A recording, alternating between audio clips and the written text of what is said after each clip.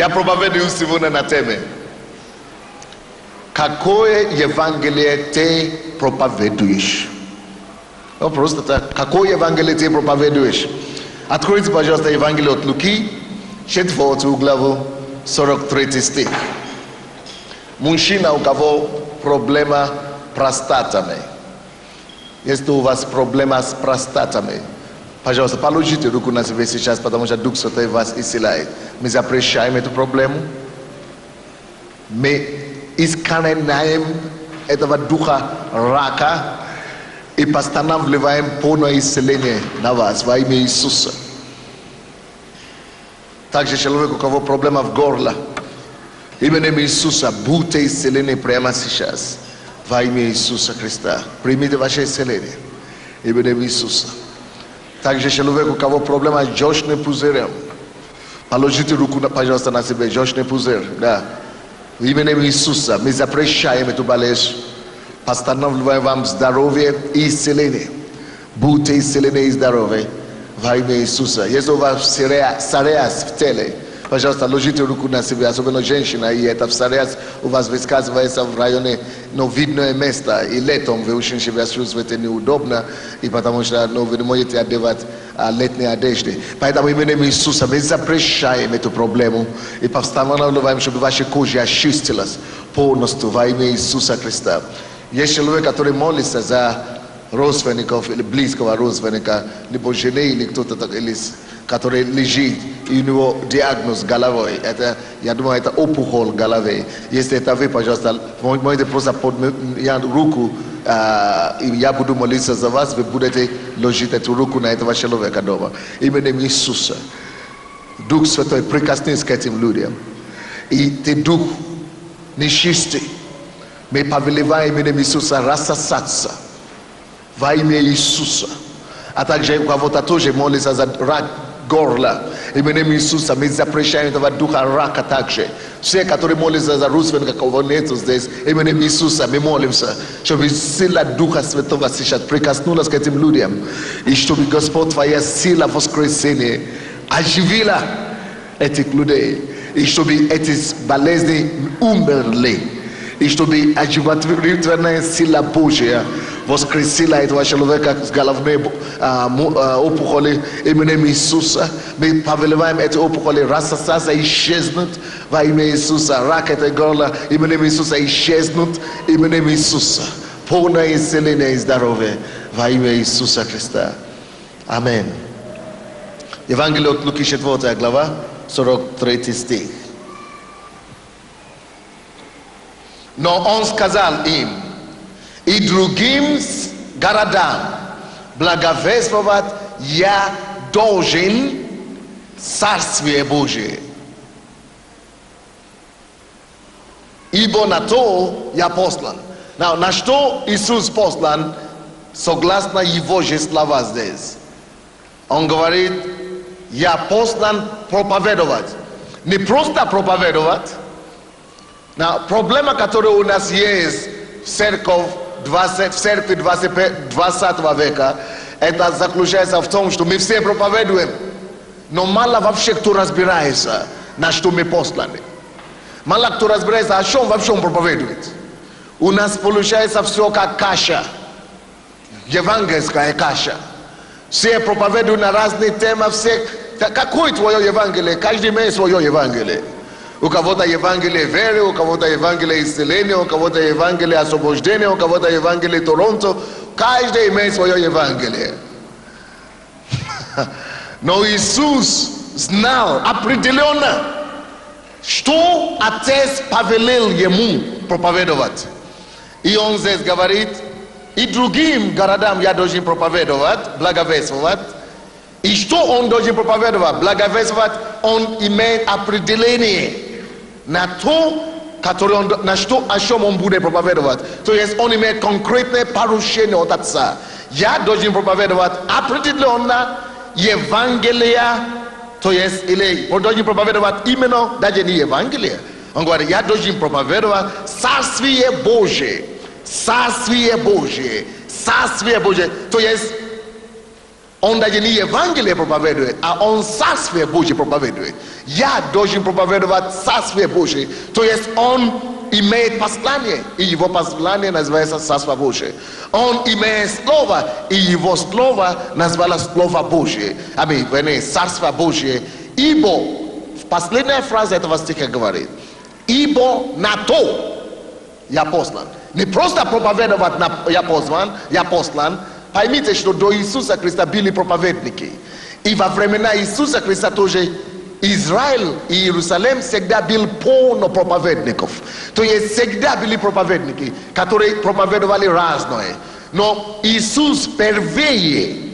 И в том и было отличие его от всех проповедников его времени и до него. Он единственный и первый человек, который начал проповедовать Евангелие Царства. Или который начал проповедовать Царствие Божие. До него тут и проповедовали.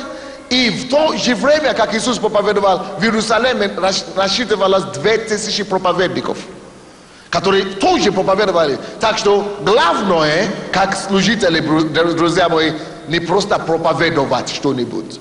Главное, не просто говорить, что я проповедник, я несу слово. Все тоже несли слово. Но что отличало Иисуса? Иисус знал тему. И он знал послание, которое ему было поручено.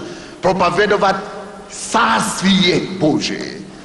И когда он посылает нас также, давайте посмотрим Евангелие от Луки, 22 глава. 22 глава Евангелия от Луки. 29 стих. Он сказал, что он нам завещает, что он нам вручает, что он нам поручает перед его смертью, перед тем, как он пошел на крест. Он завещал его ученикам вот такой заповеди. Он говорил, и я завещаю вам, или завещеваю вам, как завещал мне Отец мой царство. Скажите мне, пожалуйста, ответьте на этот вопрос, или повторите это слово.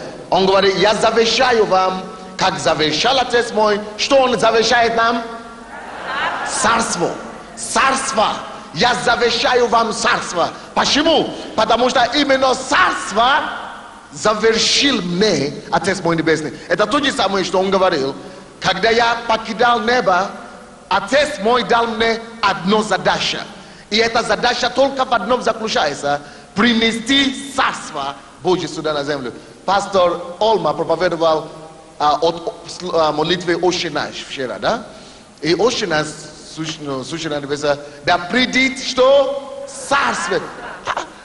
Он говорит, он учит учеников своих молиться. И первое в этой молитве, первая просьба должна быть, чтобы царство его пришло. Почему оно такое важное? Давайте я вам расскажу историю. Дело в том, что изначально причина, почему Бог создал землю, заключается именно в этом, чтобы продублировать то, что у него на небе. И тогда не было, вначале не было земли, а только Бог был и небо. И Царство Божье было всегда на небе. И единственная причина, почему он решил создать землю, это потому что он хотел создать прототип неба здесь на земле. Он хотел создать мини-царство Божьего уже на земле. Из-за этого он сказал, да будет свет, да будет земля, да будет суши. Если мы это не поймем, мы никогда не будем иметь общую картину, почему мы христиане. О чем мы должны проповедовать? Мы будем разбежниками, мы будем туда-сюда двигаться, мы будем об этом говорить сегодня, мы будем о другом говорить завтра, мы будем бежать за новыми учениями, новыми доктринами все время. Но причина, почему планета Земля существует, это только потому, что Бог Отец решил создать Царство Божие как миниатюры здесь на земле. И он, это первое. Во-вторых, он решил не только царство дублировать, он решил себя также дублировать. Поэтому он сказал: мы создадим человека по образу и подобию нашему. Он создает землю, чтобы быть как прообраз царства неба, который на небе, и он создал человека, чтобы человек был прообраз себя. Поэтому он говорит: создадим его по подобию и по образу нашему, как я. То есть Бог создавал как бы мини себя на земле. Поэтому и дал им поручение: плодитесь, как я. Плодитесь. Размножайтесь, как я. У меня все, галактика. Их много. Одна галактика, больше Земли 500 миллионов раз. Я плодовитый. И говорит: владычествуйте. Однако, слушайте меня внимательно сюда теперь. Когда Бог создал Землю, все, много было планет и все галактики, не вся Земля сразу была Царство Небесное. Он в этой земле, Бытие, 2 глава, 8 стих, создал сад, то, что мы называем как Эдемский сад. И что отличает Эдемского сада от всей прочей земли? Потому что как раз он начинает, в принципе, царство такое. Малое должно стать большое. Царство Божье подобно горчичному зерну, которое вроде бы маленькое, но потом должны возрастать и захватить всю землю. Также по этому принципу Бог сделал себе как бы отдельное место на земле и назвал его сад, Эдемский сад. И поместил в этот Эдемский сад человека, кого он создал. Что отличало Эдемский сад от всего прочего? Слушайте сюда. Эдемский сад — это не географическое просто понятие. Эдемский сад был место, где он вместил царство. Не физическое царство, что это не физическое. Что такое царство? Это слава неба, которая освещает небо. Слава, которая не позволяет, чтобы там нуждалось, чтобы небо нуждалось в солнце или в луне. Слава, которая не позволяет там, чтобы там было ночью или днем. Это слава. Чуть-чуть кусочек этой славы он принес в этот, который, то, что мы называем Эдемский сад. И поместил человека в эту славу. И тот момент, в этой географической, как можно сказать, в этом пространстве, где Эдемский сад, это была миниатюра Царства Божьего. И что Бог ему сказал? Иди сюда, пожалуйста, мой брат. Да, бегом. Бог его поместил сюда, давайте скажем, это Эдемский сад. И теперь сказал ему: человек, ты создан по моему образу и подобию, как я, подобно как я, владычествую по всей вселенной. Ты, мое подобие, будешь владычествовать по всей земле. Потому что как я размножаюсь, ты, как мое подобие, будешь, как и я, управлять и размножать. И говорит: теперь, видишь, ты сейчас в Эдемском саде. И видишь все мое творение, их много, деревьев, животных и так далее. Но это, ты видишь, здесь ты наг. И ты даже не заметишь, что ты наг. Почему? Слава, которая в Царстве Божьем. Царство Божье тебя делает покров и покрытие. Это о чем он говорил вчера. Что Царство Божье — это та грань и границы. Где ты находишься, ты в безопасности, у тебя радость, у тебя мир, у тебя праведность, нету наготы. Но когда ты грешишь, ты выходишь с этой границы. Это как он. Пока он был в этой славе Эдемского сада, когда он не мог видеть наготу. Слава царства покрывала его. И он говорит ему: теперь ты знаешь, твоя задача, как мой образ и подобие. Говорит: Бытие, это нужно. Бытие, 1 глава, 28 стих. Теперь плодись, размножайся и владычествуй. Вы думаете, что вы понимаете эти слова? Вы не поняли. Позвольте, сейчас я вам объясню. Что и Бог имеет в виду? Он говорит ему: Адам, заметь, что вот там, где ты сейчас находишься, в этом Эдемском садике, в этом Эдемском саду, здесь царство, здесь ты покрыт моей славой, здесь нету наготы у тебя. No, если ты выйдешь оттуда, будет нагота. Так, твое задача. Начни отсюда размножать не биологически детей только. Не, очень важно. И не смейтесь сейчас, вы слушайте сейчас внимательно. Размножай прежде всего это присутствие, в котором ты находишься. Размножайся и господствуй отсюда, это присутствие. Весь мир есть много, но только в царстве, только в Эдемском саду есть присутствие, слава. Раз он говорит, плодись отсюда, потихонечку. Размножайся, пока ты не будет господствовать и владычествовать этим присутствием над всей землею. Now, что обозначает? Поэтому Бог ему дал жену, чтобы физически и в людских ресурсах можно также размножаться. Но не только в людских ресурсах, но все то, что в царстве, нужно было тоже размножать не только на людях.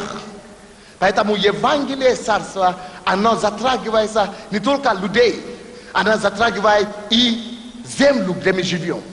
Евангелие царства, видите, когда они вышли из царства, земля была проклята. Но терсты и волшицы и терны начали выходить, потому что это должна, слава Божья, которая с этого Эдемского сада, она должна исцелить землю, она должна исцелить деревья, она должна восстановить и накрыть всю землю таким образом, делая земля, как да придет царство Твое. Почему именно Иисус так говорит, молитесь так, да придет царство Твое? Потому что это была изначальная мечта Бога. Почему Он создал землю? Иисус теперь был послан возвращать это изначальную задумку Бога. И чтобы Он теперь, Иисус, хорошо, Адам не выполнил это задание. Он не размножал это царство. Он не размножал эту славу. Он потерпел поражение. И теперь Иисус пришел.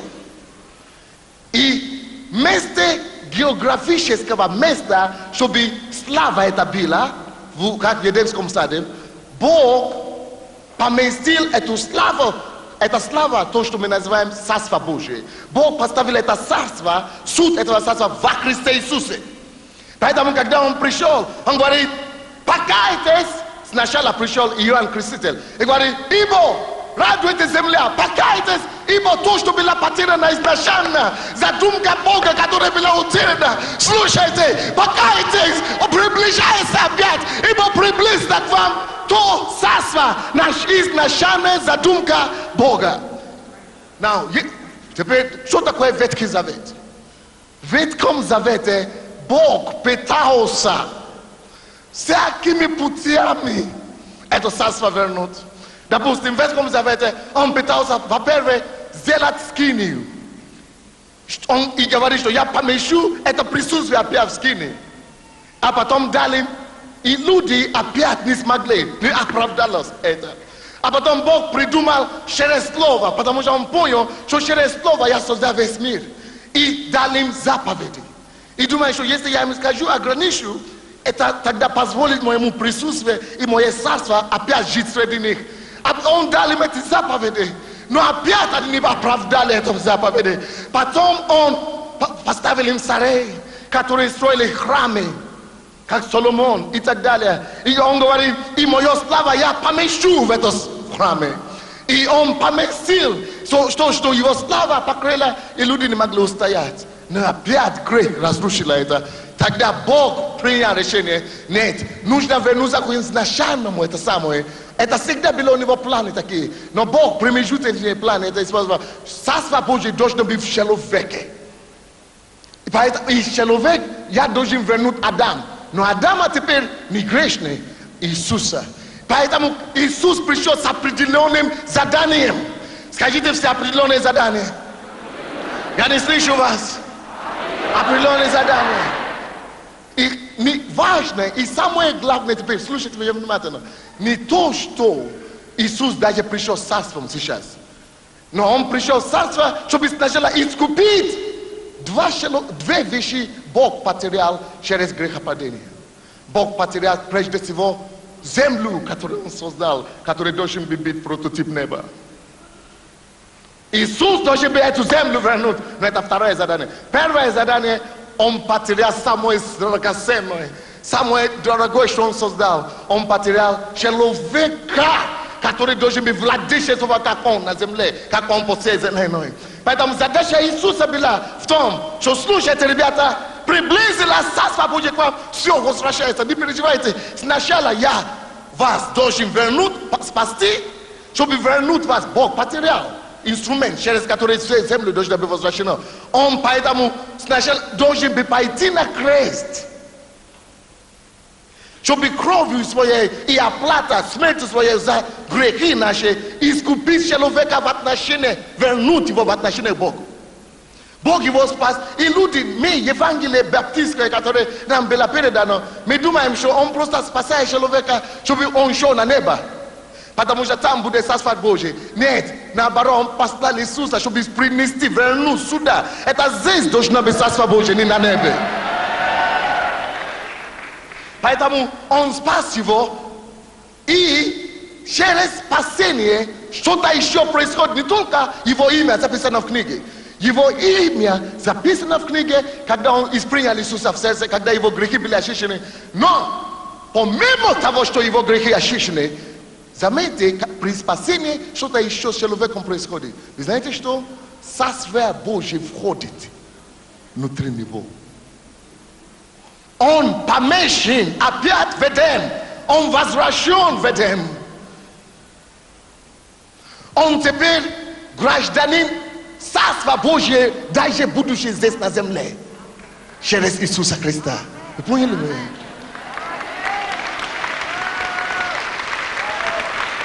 Итак, первое задание — потеря Бога. Он потерял человека через грех. Через его смерть человек возвращен Богу.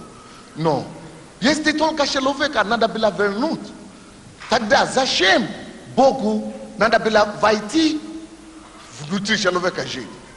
Прощение, пролитие крови уже достаточно. Но Богу еще интересно, чтобы не только человек был возвращен, но чтобы и земля тоже, не забудьте, что его план, Он создал землю, это его Господня земля и все, что наполняет ее. Это была Божья начальна, это не сатана земля, Господня земля, и Он для себя его создал. Аллилуйя!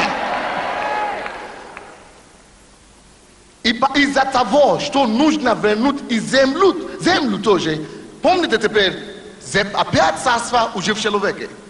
И именно человек уже прощен, он восстановлен в отношении с Богом. Но для того, чтобы теперь вся земля вернуть Богу, помните изначальное задание, Он сам в царстве, Он сам в Эдеме, задача была размножайся, плодись, чтобы этим царством, которое в тебе, чтобы этим присутствием, которое в тебе, захватилась вся земля. Теперь при спасении и при Иисусе, Иисус дает опять человеку возможность и приносит в нем и в него царство.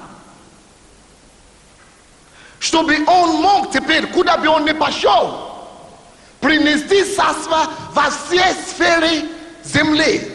Чтобы он мог ходить по всей земле, возвращая та изначальная задача, царство, которое в него, слава, которая в него, покрывая всю землю этой славой, этим царством. Помните, это то, что Он говорил ему изначально: размножайся и господствуйся, владычествуй этим царством по всей земле. Вот почему в Аввакуме, в Исаии, везде пророчествуется. Вы знаете о чем? Что земля наполнится чем? Славой, познанием славы Божьей, как вода наполняет море. Это была изначальная Божья мечта. Это царство должно быть. Поэтому единственное, поэтому когда Он спасает человека, Он не говорит: все, ты уже восстановлен Богу, идем на небо. Если бы небо было сил, Он бы его убил и собрал. Нет, но сил Бога была, во-первых, ты был потерян, ты теперь восстановлен. Теперь у тебя задача, которая была Адаму первому, не выполнена, наполнить Это все землю, моей славы, моим царством. Вот теперь это задание возвращается к тебе, второму Адаму. Царство уже в тебе. Теперь принеси это царство во всей сфере жизни и плодись с малого, размножайся.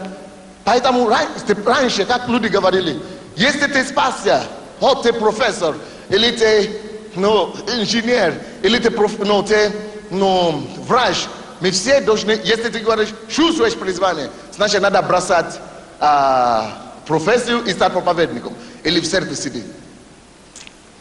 Это проявление невежества. На самом деле Божья цель заключается в общем. Все, кого Он приводит в царство и в церковь, Он спасает их, чтобы все стали служителями уже. Это то, что называется царственное священство. Что все мы священники, потому что во всех нас пришло царство Божье внутри. И поэтому, если ты инженер, 4 человека сюда, прибегите ко мне. Бегом, женщины, мужчины. 4 человека. Поэтому, если ты... Да, молодец. Вы слушаете, да? Допустим, каждый... Это то, что... Поэтому у нас есть... Откуда у нас учение о цели и предназначении? Откуда у нас учение о призвании? Допустим, каждый должен познать в церкви свое призвание. Допустим, это значит, что я призван быть проповедником.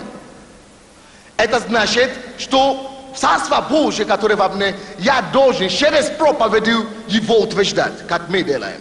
Но если ты инженер, это твое призвание, у тебя руки от Бога, Бог дал это тебе помазание, и ты успеваешь, у тебя все получается.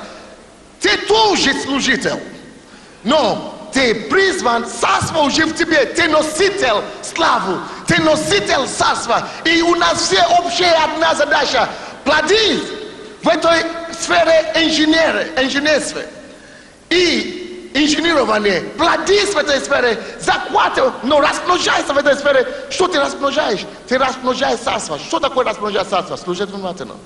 Царство Божье в нашем теперь, в нашем понятии, это не облако, которое мы размножаем физически. Это не, присутствие. Нет. Что такое царство Божье? Вы должны это понять правильно и писать. Потому что если вы будете его распространять, вы должны понять, что это такое. Царство Божье для нас сегодня есть что? Совокупность, Царство Божье, определенное Царство Божье. Царство Божье это совокупность Духа Бога. То есть, с одной стороны, ты не можешь говорить, что у тебя Царство Божье внутри тебя, если Дух Божий не вошло в тебя.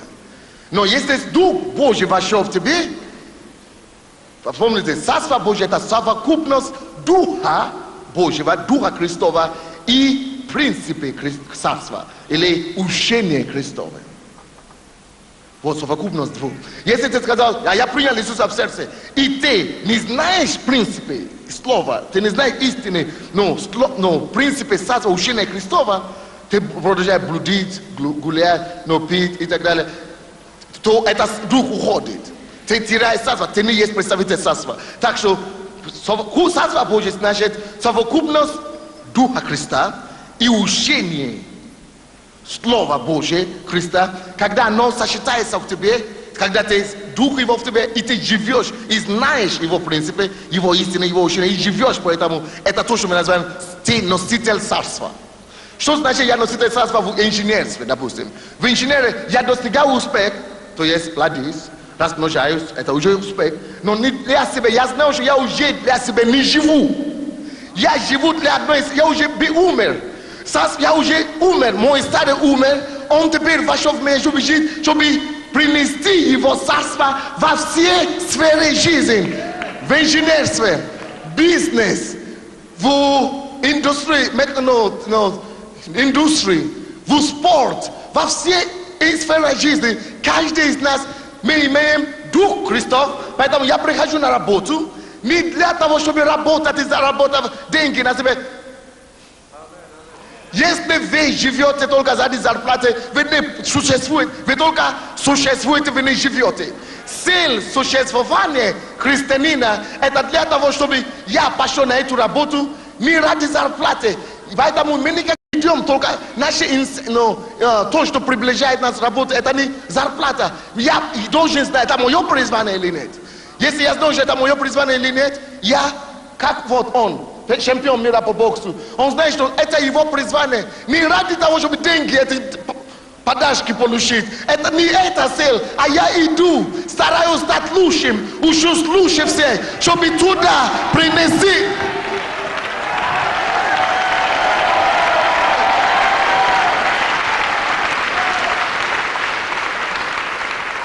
И этим способом, таким образом я выношу Царство Божье, принципы его, истину Божью из Эдемского садика просто. И я размножаюсь, помните, изначальная заповедь Адаму. Я размножаю это царство по всей земле. Но, помните, земля, это не только инженер, это не только, это есть тысячи сфер жизни. Вот почему я в нашей церкви не запрещаю людям ходить в бар, или в казино, или работать, или владеть казино.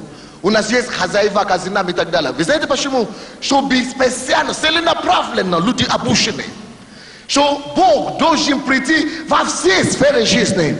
И поэтому, допустим, люди, которые имеют казино у нас, они овладеют его, они начальники там, и начальник приглашает эти танцоры, спиритазеры, или как, приглашает их в комнату, так, и половина людей, которые у нас группа прославления 500 человек, это из этих казино. Если бы Царство Божье туда не пошло, они никак бы не были спасены. Вы понимаете меня, да? То есть и в геологии, это самое в географии и так далее. Поэтому в нашей церкви, вот то, что наш брат делает, да, Швед, иди сюда. Come. Это целенаправление. Вообще-то запишите себе. Есть 7 основные направления, по которым все деятельности, жизнедеятельности людей распределены. Это духовная сфера жизни. Мы призваны быть проповедниками, окружаем эту нишу. Второе, это экономику. Куда нужно принести Царство Божье? Если мы захватим эти 7 сфер жизни, вся жизнь человеческой деятельности захвачена. Это экономика, второе. Третье, это политика, о которой ваш пастор очень часто говорит. Но если мы только будем захватывать политику, допустим, тоже ничего не изменится. Надо, чтобы эти все сферы. То есть, это четвертое, медиа, средства массовой информации. Пятое, это культуру, или искусство. Или развлекательные, вот, которые они захватывают. Шоу-бизнес. Это то, что они делают. И церковь все работает, чтобы эту нишу полностью захватить. И поэтому они проповедуют. Он со мной ездит. Вы знаете, сколько раз в году? Минимум 8 раз в году. Месяц в году ездит со мной. Только вот, и пытается в себе эту проповедь. Эти откровения. И потом берет свое направление, и они захватывают и прикасаются. Вы знаете, сколько миллионов человек в году?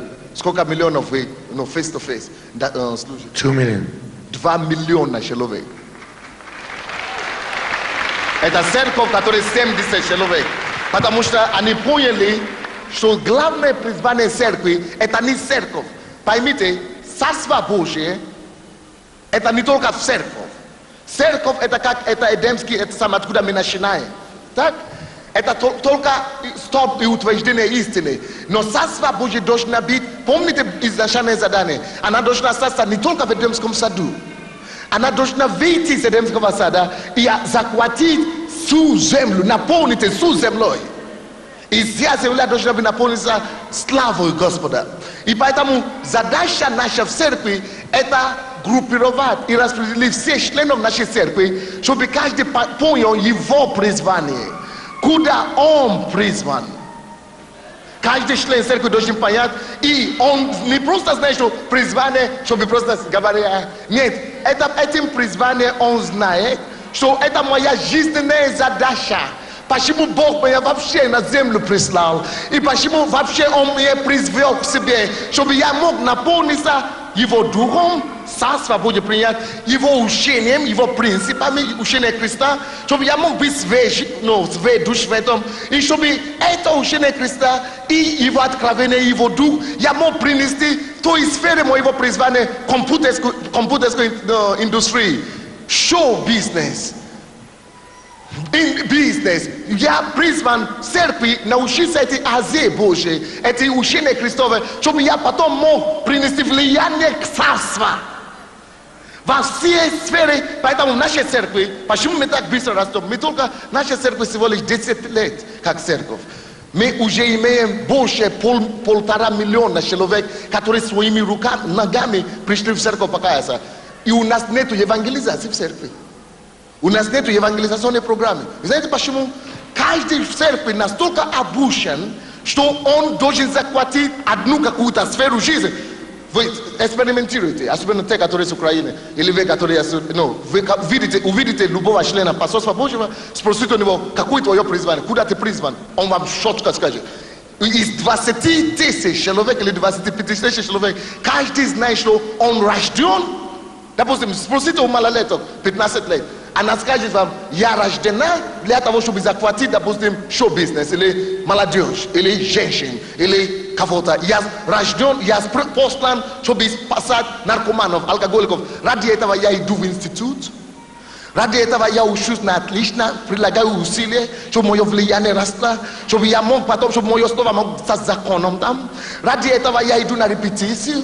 Ради этого мы делаем все то, что мы делаем. То есть царство побуждает все наши деятельности. Царство определяет все наши ходы. Ради этого я иду на работу. Я иду на работу. Не деньги, не мамона теперь побуждает меня стать на работу идти. Нет, я иду на работу. Царство меня побуждает стать утром. То есть мы не идолопоклонники. Мы не живем ради ради мамоны или денег или что. Мы живем ради царства. Поэтому я пошел на эту работу. А деньги это всего лишь прибавка, это всего лишь приложение, это всего лишь приложение того, но я живу ради этого. Поэтому, как вам сказать, поэтому, допустим, они знают, что церковь, членов церкви, это не то, что важно. Почему у нас это, у меня единственная проблема на сегодня, я не знаю, что с людьми делать. Потому что он знает, что это его сфера жизни. Я ему говорю, не назови себя церковью. Я запрещаю моим членам называть. Каждый должен иметь свой бизнес или общественная организация, которую он представляется.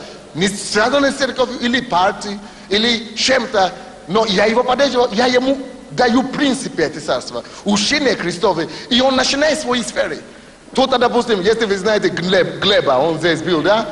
Они имеют целое движение. Они теперь решили взять сферу здоровья, допустим. И начали какие-то салоны открывать и так далее. И чтобы люди не знали, что это церковь, все люди каются. Через этот салон, через какое-то время будет каяться, будет проходить 5 миллионов каждый год. Только через салон. А кто, допустим, девушка одна, которая занимается школами, молодежи. У нас школа отделена от государства, но потому что я уже учу их вот так, да? Она знает, она даже 7 класс не закончила, но она знает, она поняла, что это в школе мое призвание. Я учил их целый год, 2 года, как писать программу, как убедить, как войти там, где закрыто, но писать, принципы. Потому что принципы все поймут, не цитаты, но принципы. Так? И, допустим, она написала такую программу, которая из принципов Библии, для школьников. Почему нельзя с мамой и с папой ссориться? Почему нельзя блудить? Почему у меня проблема со сверстниками, со своими коллегами? Почему у меня все не понимаю? Почему у меня такая внешность? Почему? То есть Министерство образования Украины эту программу приняло для всех стран. Им дают опубликовать свои статьи в газете национальные бесплатно, дают телевидение бесплатно, радио бесплатно. И эта девушка, которая 7 классов не закончила, проповедует каждую неделю. У него команда, я учили создавать команды. Допустим, если ты призван в сфере искусств и entertainment, и шоу-бизнес, у тебя должна быть команда. Вот его церковь это всего лишь команда. Ну вот как сегодня они выходили. Команда, через которую они достигают 2 миллиона каждый год. Вот, допустим, его бизнес, это всего лишь команда. Допустим, этот отец брат, Глеб, отец брат, вот это, здравоохранение, да? Теперь создал команда, чтобы покупать эти бизнесы, чтобы стратегически разбить всю страну. Я встречаюсь с ними раз в неделю. Ну, когда я в стране, я сейчас много езжу. Но хотя бы раз или 2 раза в месяц я встречаюсь с ними, учу их, как принести принципы Бога, бизнес, так, чтобы это не было замешано. Вот, допустим, у меня цели, по поводу политики. Я помазал пастора Софию, как апостол в политику. Все прошли уже через нее. Она только что встречалась с президентом на прошлой неделе, или 2 недели назад. Допустим, премьер-министр нашей страны показала через нее. У нее группы политики только ходят в группе, миллионеры ходят в ней группы и так далее. У нас другие политики ходят в церковь. Что это? Потому что у нас есть эта целая сфера. Люди, которые знают, что они призваны в политику, они знают, что это ради этого они живут. И я учу их, то есть церковь разделена вот. То призван в политику, они знают, что вот апостол на политику. И все через нее, они становятся ее командой. И кто-то из них идет в районные политики, городские, национальные и так далее. То я не обучаюсь. Те, которые знают, что они проповедники. У нас есть школы отдельно, которые готовят проповедников. И есть школа у нас, которая так называется Институт восстановления личности и преобразования общества. Вы думаете, то, что происходит в Украине или в Киеве, это случайность? Нет. Целый институт, который готовит все направления. Политику, масс-медиа, все 7. Сколько я вам уже дал? 5. Какие я вам дал? Я забил. Какие я там дал? Я закончу. Какие я сказал? Дайте. Духовная, экономика, политика, медиа, entertainment, искусство и 6, да, сейчас будет? 6 или 5? 6 образование. Систему образования нужно захватывать. И то, что я говорю за эту девушку, это система образования есть. Мы должны выяснить, кто призван в образовании. У нашей церкви они стоят. Должен быть один лидер, который координирует все это, создает и формирует в системе, структуре. И мы должны разделить образование, допустим, на дошкольное образование, институтское образование, такие. И все мы должны целенаправленно захватить. Вот как страна меняется. Захватывать это все. А потом мы должны таким же образом вызваны, это 6, да? И 7. Спорт. И мы должны, допустим, спорты. У нас люди есть в олимпийской команде нашей страны, боксерской команде, во все, тренеры Кличко ходят к нам в церковь. Которые тренировали до того, как стали профессионалами. Что бы ты ни сказал, все разное там есть. То есть, и получается, что целенаправленно, поэтому я очень сильно учу, не позволено человеку быть в нашей церкви, просто так сидеть членами. Тогда ты не можешь, ты не наш член. Ты должен знать свое, что ты... Потому что написано 2 закон, 6 глава, 23 стих, что он избавил их из Египта, он вывел из Египта, чтобы ввести их в землю обетованную. У каждого из нас есть земля своя обетованная. Почему земля? Каждый должен иметь свою землю, чтобы вся земля таким образом была захвачена. У каждого есть свой. Поэтому, когда вы считаете в Ветхом Завете концепции земля обетованной, это прообраз будущего, то, что у нас должно быть. Что каждый представитель церкви, каждый избавленный из Египта имеет миссию. Захватить то, что... Вы помните, земля обетованная, там жили беззаконники, взрослые люди, гиганты, которые не боятся Бога, служили иконам, идолам и так далее. Вот таким же образом здесь, эти все сферы общества, беззаконники там живут. Они поклоняются чужим богам, не тем. И он говорит, что не бойтесь, они больше вас, они сильнее вас, но не бойтесь их. Идите я придам ваши руки эту землю, потому что не бойтесь, как я говорю своим бизнесменам. Слушайте, допустим, шоу-бизнес, да? У нас в церкви, ну, Сергей Разводовский тоже друг, мы решили взять обратно кинопроизводство, кинематографию, фильмы. Это потому что, по моим учениям, все они слушают, мы должны все эти сферы взять. Потому что искусство надо там разделить, ну, шоу-бизнес надо разделить, все мы должны взять. И они решили, допустим, взять обратно рынок шоу-бизнес и кинематограф в нашей стране, и начали делать фильмы. Я говорю, не бойтесь Голливуд. Иисус уже говорил, я предам ваши руки. Он говорит, считайте Ветхий Завет, это прообраз для нас, что они взрослые, они большие, но он говорит, идите верой. Поэтому написано, без веры угодить Богу невозможно. Мы должны верой идти, свергнуть эти, очистить эти территории, и Бог предаст нам, чтобы мы принесли Царство Божие туда, утвердили его. Вот именно поэтому в Ветхом Завете, да, когда люди брали новую территорию, новый город и новая эта страна, что они делали? Они утверждали скинию, они утверждали памятники. Это прообраз будущего, что Царство Божие будет утверждаться во все территории, во все сферы жизни. Вот это, что такое Евангелие Царства? И вот это суть, поэтому это было единственное, чему призван Иисус Христос нести. Он понимает это очень отчетливо. Но теперь есть люди, к сожалению, в мире, которые говорят, а я призван быть проповедником исцелением. Он не понял. Исцеление это всего лишь, ну, benefit, издержки и, ну, как benefit, пользы, благословение Царства. То есть мы не можем взять благословение Царства и превратить его в наше послание. Нет, это не наше послание. Наше послание Евангелие Царства. Но то, что люди исцеляются, он говорит, идите проповедуйте Евангелие, идите проповедуйте Царство Божие, банных процесса исцеляйте, прокаженные очистите, потому что вы представители Царства. То есть это само собой будет. Now,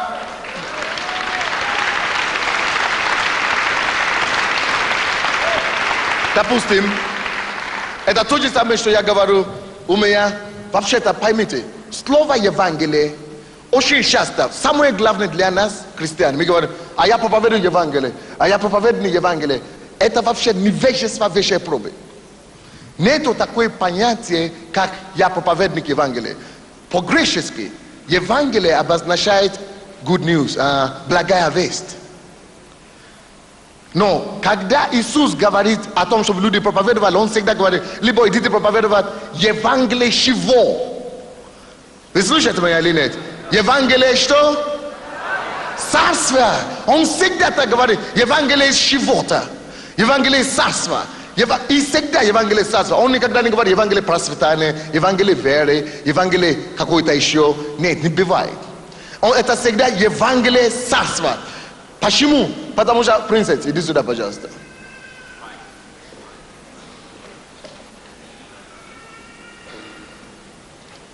Вот, допустим, я вам говорю, у меня красивая жена.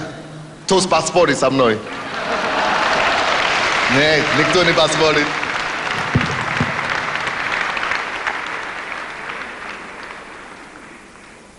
У меня красивая жена. Но если я начинаю говорить, поймите, что на английском, на греческом, Евангелие чего? Царства. Евангелие это всего лишь прилагательное. Но существительное, суть, о чем мы говорим, есть царство. Поэтому он говорит, идите проповедуйте. Поэтому он и говорит, Матфея 24:14, что пока этот Евангелие царства не будет проповедовано, это Евангелие Царства должна быть проповедана. Это Евангелие Царства должна проповедовать все твари, тогда только мир придет. Он не придет никогда в жизнь. Но если я говорю, моя красивая жена, Евангелие чего? Красивая чего? Жены. Красивая жена. А если я начну сосредоточиться только красивая, о, моя красивая, чего красивая? Красивая. Ну чего красивая? Ну о чем ты?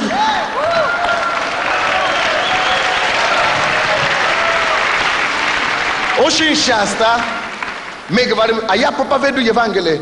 Вот люди, я говорю людям, ну вы не поняли. Единственное Евангелие вообще, которое мы все должны проповедовать, это Евангелие Царства. Это то же самое, что я говорю, потому что когда у тебя родился ребенок, это то же самое, что у тебя Евангелие. Если по-гречески говорить, у меня родился ребенок, это благая весть. Благая весть, это Евангелие. Значит, ребенок мой родился, Евангелие. Ребенок родился. Я купил новую машину, это тоже Евангелие. Поэтому можно было бы на Евангелие остановиться. Из-за того, что люди не поняли сути вообще Библии, и, Ветхий Завет, Адемский сад, планы, картина Бога, почему Он создал землю, почему Он создал нас, почему Он создал церковь, почему Он создал славу, почему царство в нас, почему люди, как каша получается. Поэтому кто-то говорит, а я проповедник веры, а я проповедник освобождения, а я проповедник исцеления. Слушайте, поймите меня, исцеление, наверное, у меня больше происходит, чем кого-нибудь. Я был в одной городе, где Бенихин был. И люди говорили, что у тебя больше свидетельств об исцелении, чем... То я, у него больше, но я просто говорю, что я не отрицаю. То есть, что я говорю? Я просто имею в виду, что я не отрицаю исцеление, я признаю. Но просто мы не должны подмену делать. То есть, это то, что должно... сопровождать. То же самое освобождение. Знаете, как люди меня ругают? Говорят, что они не верят в освобождение. Детский сад, двоечники. У кого больше в Европе освобождение, чем у меня? Где больше изгоняется бесов, чем у меня в церкви? У меня освобожденных людей тысячами, массами. Но я говорю, это не Евангелие. Это власть Евангелия, это сопровождающее Евангелие, это последствия Евангелия, но царство, то, что должны завладеть, он когда святые обладает царством, и в бизнесе, и в политике, и в искусстве, и это самое все, и в духовной сфере, духовное исцеление и так далее, но послание есть одно, Евангелие царства.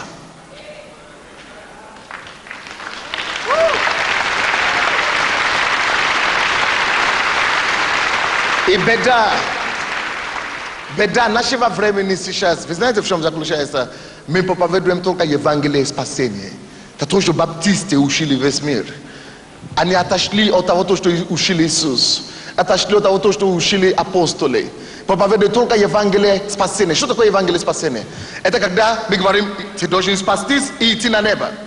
Но, если бы это была единственная беда, Евангелие царства. Евангелие, принцесса, спасибо, ты молодец.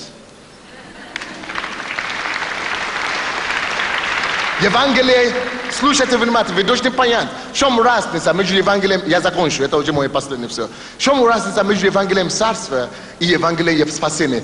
Евангелие спасения говорит, спастись, и люди спасаются. Допустим, да? Он уже спасся 20 лет тому назад. И вы знаете, проблема Евангелия царства, спасение в том, ты уже спасся, пришел в церковь, и мы начинаем, потому что ничего делать. Вместо, чтобы сказать, как Евангелие спасения, царства, вот ты уже спасся, теперь мы научим тебя с принципа царства, теперь иди обратно в мир, определить для себя, к чему ты призван. Ты призван в сферу искусства. Иди обратно, принеси это царство в мир и заквашивай Богу обратно в мир искусства. Но Евангелие спасения, что она делает? Так, теперь ты должен быть как я. Видишь, я твой пастор. Я такой, ты должен стать таким, поэтому мы тебя усы режим, мы тебя делаем такой, как мы. Тебе не годится, ты должен костюм обязательно. Или так.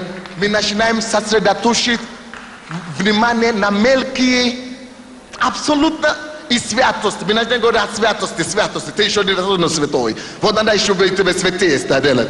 Потому что ничего делать. Люди не поняли, что дальше. И мы начинаем его делать святой. А потом он уже святой. Потом мы начинаем что-то драться между собой. И разделиться. А я начал свою церковь вообще. А я начал свою.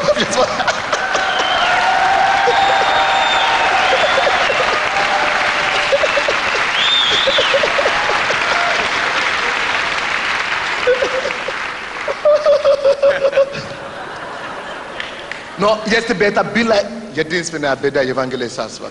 Слушайте внимательно мне. Евангелие Царства, еще в чем проблема Евангелия Царства? Спасение. В том, что Евангелие спасения, мало того, что он тебя постоянно чистит, пока тебя нет уже кожи, то Евангелие спасения еще говорит харизматическая крайность Евангелия спасения. Это самое худшее. Вы знаете, что она делает? Она говорит, сначала тебя проповедует, ты грешный.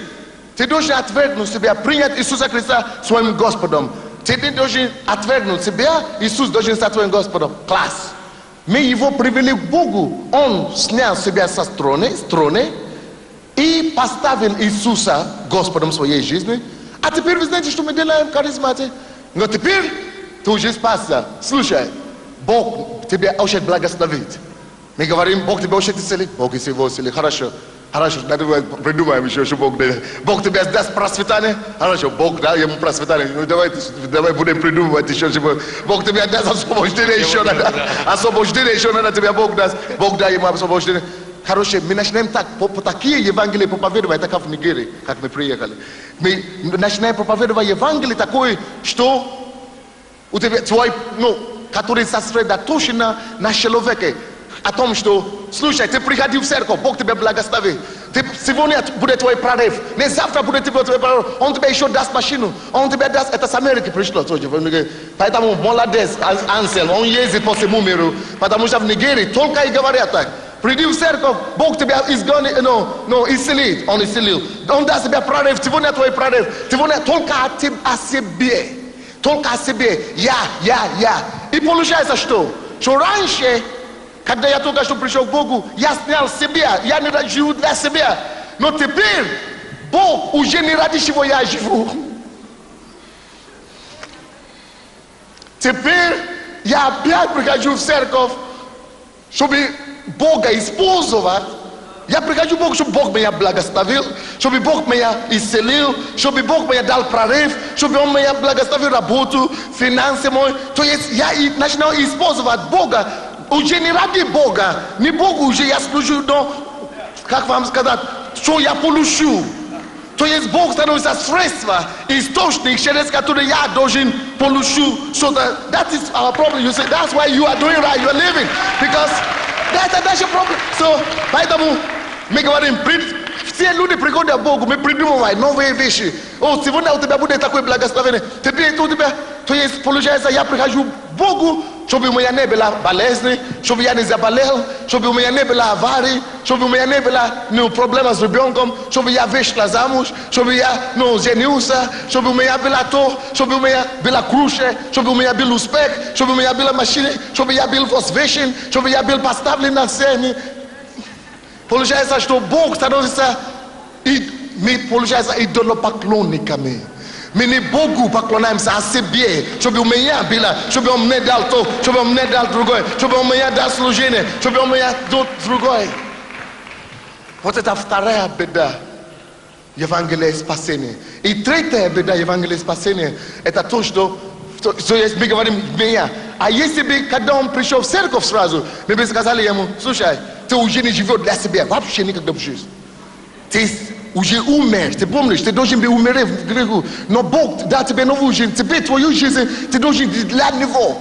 Теперь выяснишь, куда Он тебя посылает, какое Его призвание для тебя, какое Его задание для тебя. Может быть, Он тебя призывает принести обратно компьютерной индустрии, Латвию, обратно к Нему, чтобы не только ты теперь уже начинай Его поклоняться, чтобы все Его творения начали Ему поклоняться. Поэтому ты теперь иди обратно в мир, откуда ты пришел как инженер, и теперь учись еще больше, стань лучше, поэтому Он тебе сказал, ты будешь главой, а не хвостом, ты будешь первым, а не последним, чтобы ты мог быть авторитетом в этом мире, и чтобы ты мог принести, вы поняли? Чтобы ты мог принести именно мое господство, чтобы эти все люди, которые в этой сфере жизни, могли начинать мне поклоняться и меня, со мной исследовать. Вот Почему ты не живешь для себя? Ты теперь только одну цель ищешь, чтобы он прославился в этой сфере жизни, чтобы он прославился в каждом городе, чтобы он прославился в каждой стране, чтобы он прославился. Поэтому я живу теперь для него, поэтому я езжу по всему миру, поэтому я хочу убеждать всех людей, поэтому я спрошу всех, чтобы все так делали.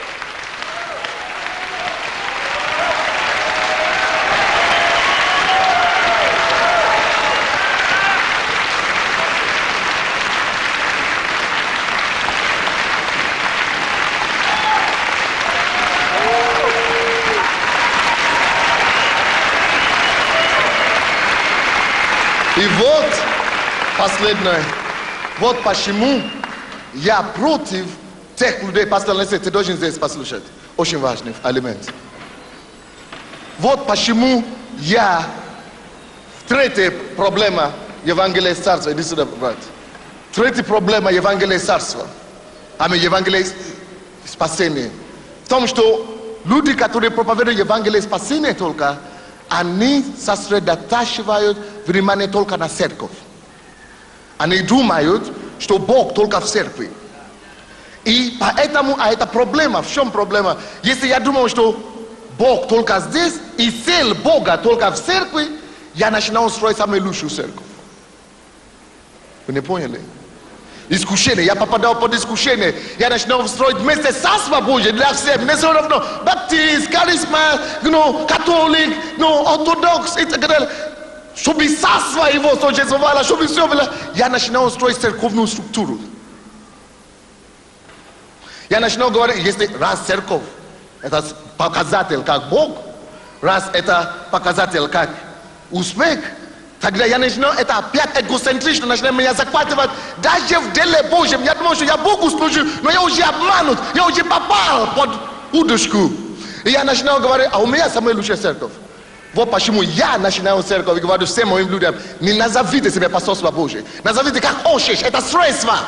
Это платформа, через которую мы должны царство нести. Не это цель, не церковь цель, царство цель. Церковь символит средства. И я поэтому против того, чтобы строить деноминацию. В этом была ошибки баптистов, пятидесятников, православных, католиков. Все деноминации, они всегда умрут рано или поздно. Вы знаете, что я говорю? Когда я умру, я не хочу, чтобы осталась деноминация за мной.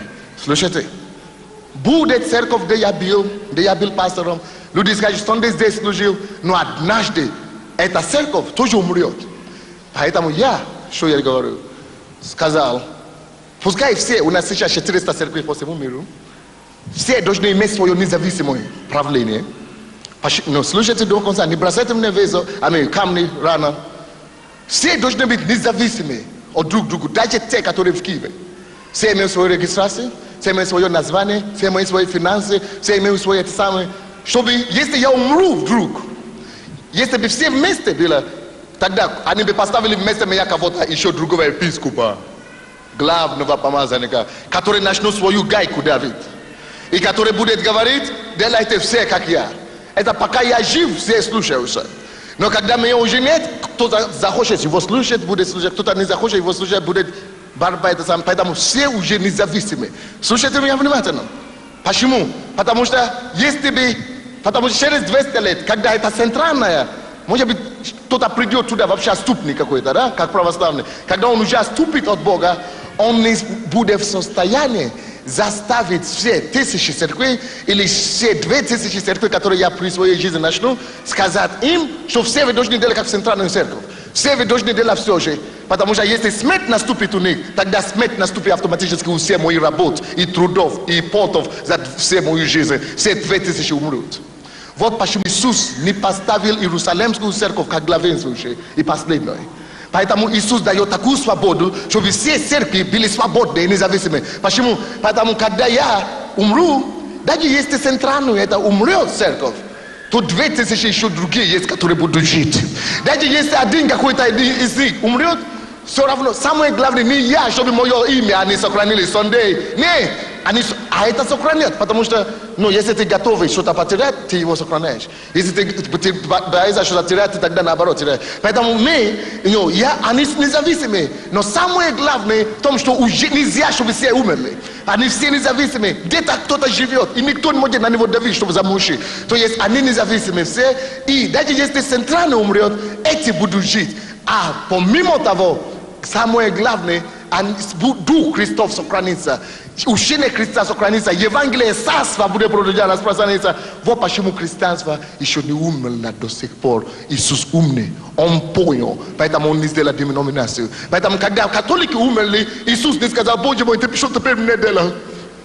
Он поднял другие, которые имеют дух и учение Христа. Вот царство, чтобы царство было. Вот когда православные умерли, как деноминация, он не сказал: о Боже мой, что мне теперь делать? Он понял другие, Мартин Лютер, который начал свое дух, где дух сохранился и учение сохранилось, и продолжается христианство. Вот как мы будем жить навеки. Какое Евангелие ты проповедуешь? Станьте, дай Богу славу.